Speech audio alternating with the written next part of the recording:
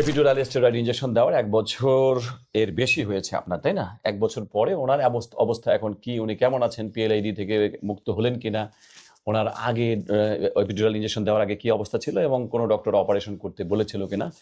সুলাইমান হোসেন ভাই যশোর থেকে আসছেন।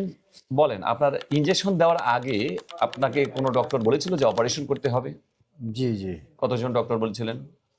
দুইজন ডাক্তারই বলছে যে ইনজেকশন দিতে হবে, অপারেশন করতে হবে। ইনজেকশন দেওয়ার আগে জানতেন না আপনি ইনজেকশন? না, ইনজেকশন দেওয়ার আগে আপনার কি লক্ষণ ছিল? কেমন ছিল? এটা রাতে ঘুমাতে পারতাম না। আমি এই ব্যথা এখান থেকে পায়ের দিকে রগের থেকে নিচে চলে যেত।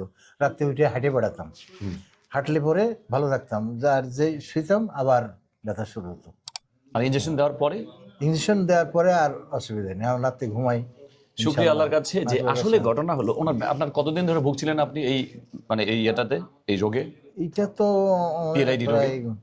পিএলআইডি তো আগে বুঝতাম না। যাই হোক, প্রবলেমটা কতদিন ছিল? 2 বছর। 2 বছর পরে ইনজেকশন দেওয়ার পরে এখন আল্লাহর রহমতে 1 বছর থেকে ভালো।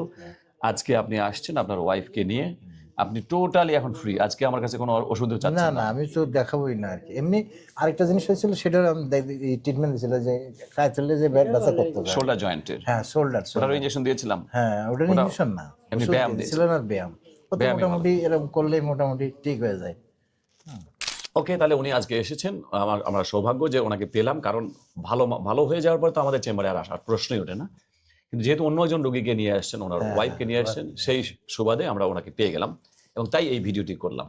মেসেজটা হচ্ছে এই, যদিও ইন্টারন্যাশনালি বা বইয়ের ভাষায় আমরা বলি যে 1.5 মাসের কনজারভেটিভ ট্রিটমেন্ট ফেল হলে তাকে ইনজেকশন না দিয়ে সরাসরি অপারেশনে যাওয়া উচিত, কিন্তু ওনার 2 বছর পরেও আমরা ইনজেকশন দিয়েছি এবং ওনাকে অপারেশন করা লাগেনি। আল্লাহর রহমতে এখনো ভালো আছেন, এখনো সুস্থ আছেন। এটাই হলো মূল মেসেজ, যে এপিডুরাল ইনজেকশন আসলে 1.5 মাসে না, 2 বছর পরেও যে কাজ করে।